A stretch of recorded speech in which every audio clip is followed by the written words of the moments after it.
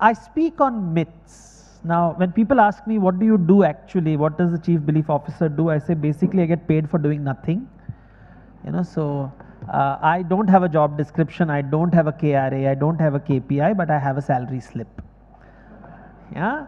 So my focus is on how people think. Now, is it important to understand how your customer thinks? How does your vendor think? How does your investor think? How does your employee think? People working for you, how do they think? And the funny thing about thinking is I can't see your thoughts. When I'm talking to you, I can't see your thoughts. But the way you think is very important when I'm doing business. I need to understand how you think. And a simple way of finding out how you think is to observe what are the stories you keep telling repeatedly, again and again, again and again. So have you met people, thoda shanti se. So have you met people who are constantly saying that, there are problem in society, there is problem in the office, there is problem in this thing. They're constantly talking about problems. Their stories are about a ghar mein problem hai, office mein problem hai, yahan pe problem hai, wahan pe problem hai. They're constantly talking about problems. And as they keep telling you their story, they'll tell you stories of their mother-in-law, they'll tell you stories of their brother-in-law, they'll tell you stories of their bosses, and they're always talking about problems. That story tells me how they think. It enables me to understand how to talk to them and how to do business with them. So when I observe what a person speaks, the stories, I understand how people think. In the same way, I can understand how, just 1 minute, huh? I'm sorry, I'm going to trouble you. Isko black rakhenge, just black, plain black. Thanks. I'm sorry I'm sounding like a diva, but it's a little disturbing to see myself in this gigantic form behind me. I kept wondering, who is that idiot? Oh, it's me. So, sorry. So let me understand. So now if I want to understand, how do Americans think? We all use this word, Western thinking, Indian thinking, Chinese thinking. How do I understand?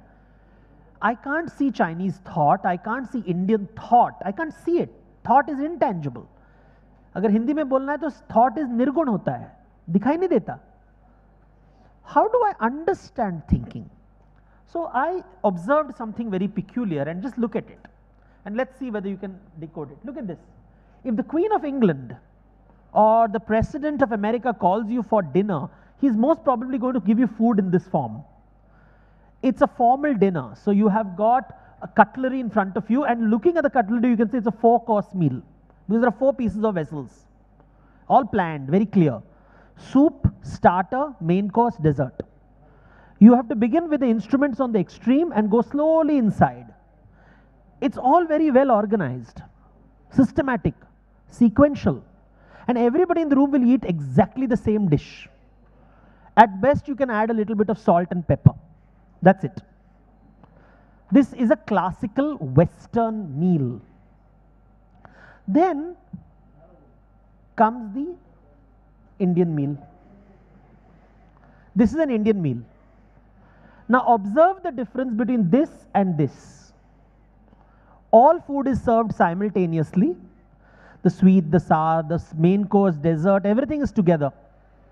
You're going to eat everything simultaneously. And imagine if I serve the same dish to all of you. You will all eat it very differently. Somebody will take rice and dal. Somebody will add pickle to it. Somebody will add papad to it. Somebody will even add gulab jamun to it. It's all allowed. There are no rules. The only rule is eat with your right hand. Yeah, that's the only rule. If you use the left hand, people will get very disturbed. So right hand. Now observe this. All are given the same dish, but everybody tastes something different. It is the ultimate in customization. Yes or no? So is it standardization or customization? Same thing served to everyone, but everybody tastes something different. Same but different. And look at this. All things same thing served, everybody tastes the same thing, very different. And suddenly you understand the Indian way of thinking is little different from the Western way of thinking. Then somebody asks, what is a better way to eat? So what's a better way? This is better or this is better?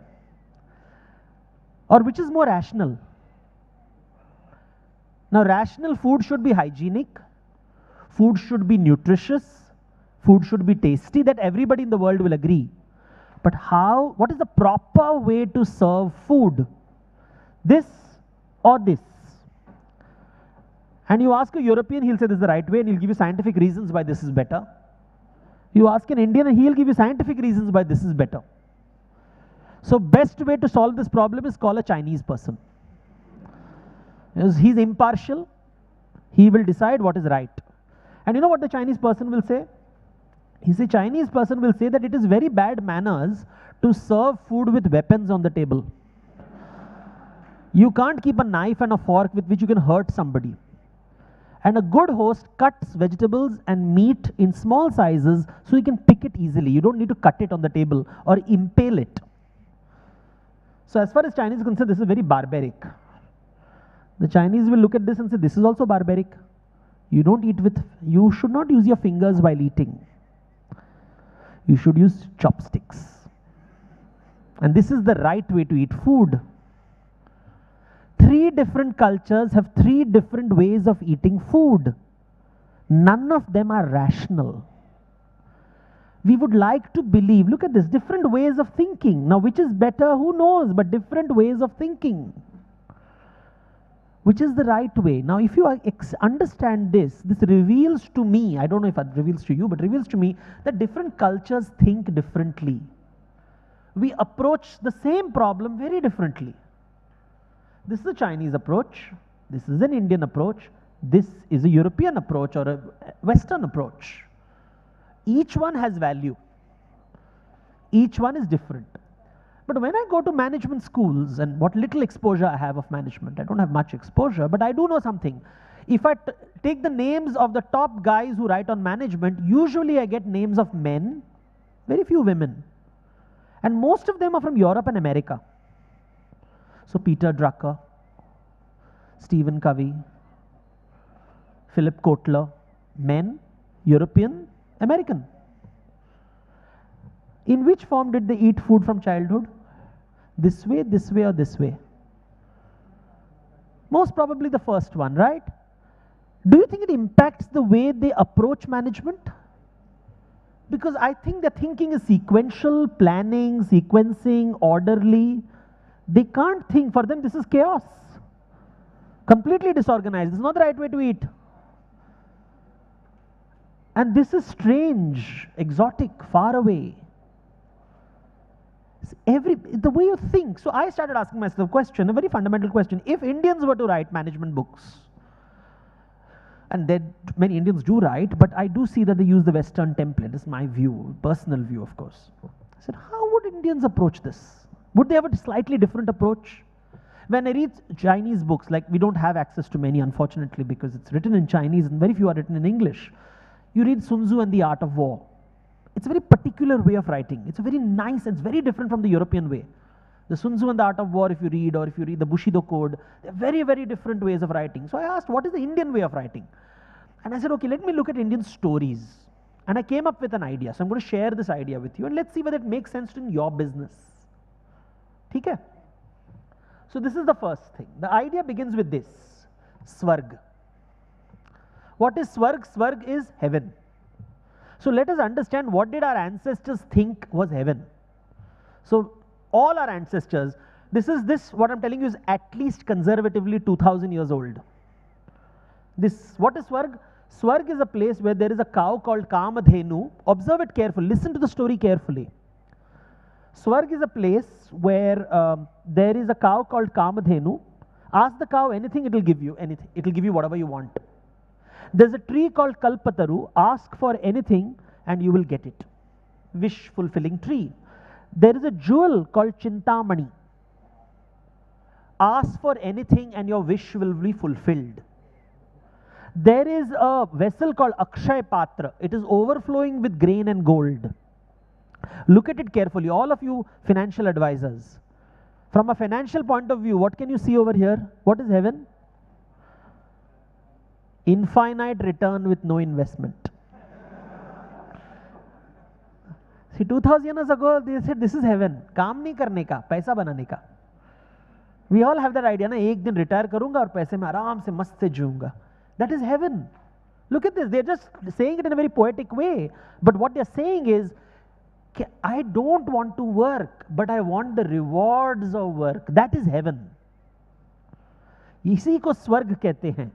स्वर्ग का राजा कौन है? Indra. But there are no temples to Indra. Have you noticed? No temples to this god who is स्वर्ग का राजा है, सब कुछ है उसके पास, लेकिन कोई मंदिर नहीं बनाता इसका. Because the problem with Indra is that he is always in a ranabhumi, battleground. He is always fighting. कोई ऋषि तपस्या करता है तो नर्वस हो जाता है कि रे मेनका जल्दी जाओ वहां पे, अप्सरा को भेज देता है वहां पे. कोई राजा यज्ञ करता है तो he gets very nervous. Competition आ गया. Do you get nervous when you get competition? New financial advisor in town. And then asuras are born. Oh my God, the regulator has changed the law.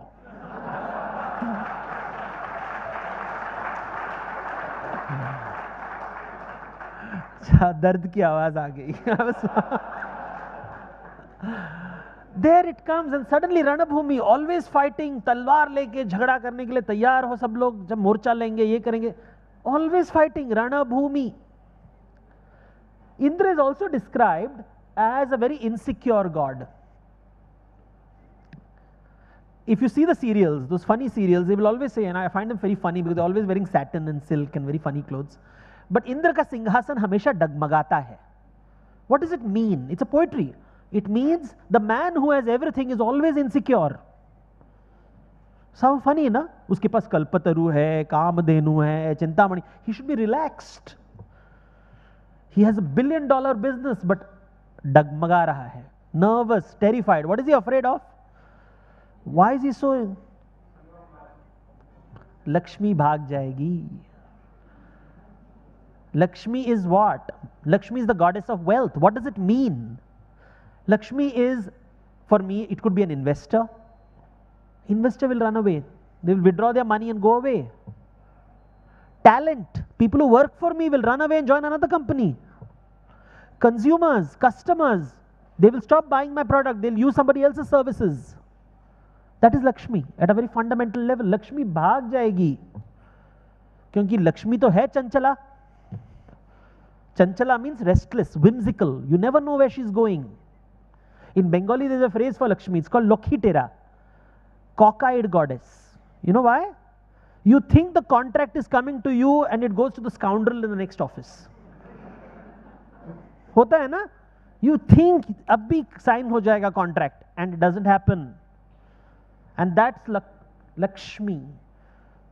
Looking London, going Tokyo, never knowing where she is going. Stock market, you think it is going in your direction, goes somewhere else. India rising, India falling. It just happens and you're like, what went wrong? What happened to the India story? Suddenly something's gone wrong. Lakshmi, but the same stories. Now this is the same thing. Again, 2000-year-old. Says Lakshmi always goes in one particular direction. She always goes towards Vishnu. And what is special about Vishnu? She sits next to Vishnu, clings to his feet, multiplies herself to get more of Vishnu. And what is peculiar about Vishnu is, he is always in a Ranga Bhumi, not a Rana Bhumi, but a Ranga playground, always happy, always smiling. Even in the middle of the battlefield, he is calm, composed and beautiful. It's a happy ecosystem. Joyful ecosystem. People want to give him money. Talent, people want to work for him. Consumers are keep giving him repeat business. So the question is, in this is the Indian model. Indra chases Lakshmi, Lakshmi chases Vishnu. What do you want to be? You want to chase Lakshmi or attract Lakshmi? आकर्षित करना चाहते हो, इसको तंत्र में बोलते सिद्ध प्राप्ति. Or do you want to chase Lakshmi? Chase the number, chase the target, get the customer, win the market, grab market share. Look at the violent words. Grab market share, crush the competition, win, or at least win and he loses. Language. That's the language we are taught, and we're told it's very good. I always love these sales meetings when I'm called, always there will be Sher, Dil, and all these kind of panther. We should be like a panther. I don't know why, but anyway. So ask yourself, Indra chases Lakshmi, Lakshmi chases Vishnu. What do you want to be? And that's the Indian model. Become Vishnu. Attract the investor. Attract the talent. Attract consumers. Work towards it. Now you'll say, ye to dant katha hai. This is not real. This doesn't happen in practical life. So I'll give you an example. And typically the example is not Indian. So now you'll trust it. Look at this photograph. These are not beggars.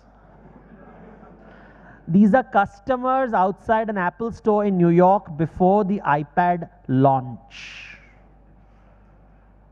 Look at this. They are waiting for the product. So is the product chasing the customer, or is the customer chasing the product? Indra Charitra or Vishnu Charitra? And Apple is a good example as far as product is concerned, where the product is sold before it is launched.